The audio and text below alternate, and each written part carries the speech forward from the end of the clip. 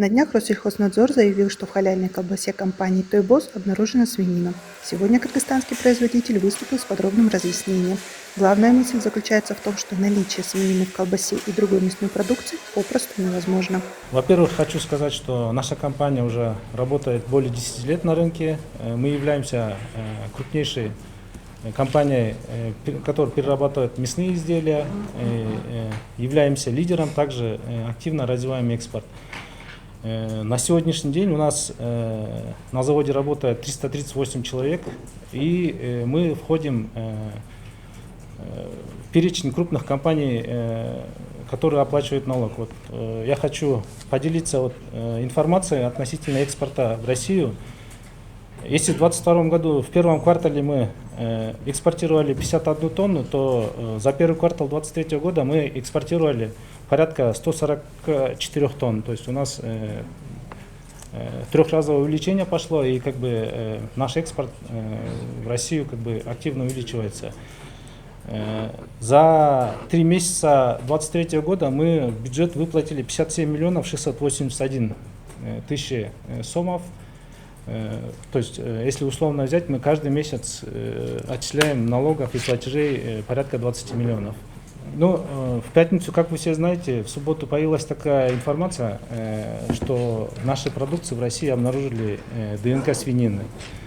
И на этом начался ажиотаж. Мы хотим, во-первых, для нашей страны, для наших покупателей успокоить. И я со своей стороны хочу уверенно сказать, что мы никогда не использовали свинину в нашей продукции и никогда не будем использовать. То есть это противоречит нашим принципам. Создание даже компании, мы откровенно со всеми работаем. Как вы знаете, мы всех приглашаем, кому интересно, показываем свои производственные мощности, как все это делается. Кроме этого, у нас есть электронная система прослеживаемости, где мы, в принципе, контролируем всех наших поставщиков. Любое сырье, которое к нам заходит, оно записывается, и мы можем отследить, кто, когда, в каких объемах, какое сырье нам поставляло. С этой точки зрения я могу гарантировать, что никакой свинины нету, а то, что прозвучало в СМИ, мы разбираемся, и буквально сегодня через ветеринарию нам поступило, что образцы были изъяты в Алтае, там нашей продукции, да. Эта партия была отправлена 23 марта, но хочется сказать, что мы в Алтай напрямую не отправляем, только в Новосибирск и в Москву, и мы гарантируем транспортироваться со всеми нормами.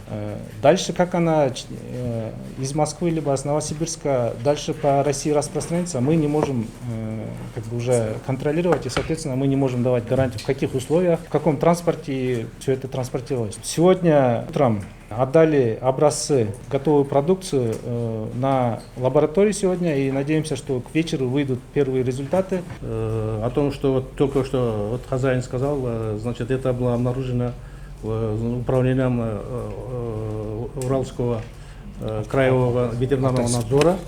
Значит, это факты мы будем проверять, тем более у нас есть 9 лабораторных исследований до этого, ни один раз мы не обнаруживали. Но сегодня с нашей стороны, ветеринарных инспекторов районного управления, значит, взяты пробы, не только там готовой продукции, а также специи, которые добавляют в колбасные изделия. Сегодня-завтра мы полностью дадим исчерпывающие ответы. В действительности такой вопрос встает, почему именно в пятничный день такая информация вышла, да, то есть такой бум некий создал, а по факту я сейчас прихожу и увидел только где-то 20 минут назад этот документ, потому что сегодня нам только пришла эта информация официальная.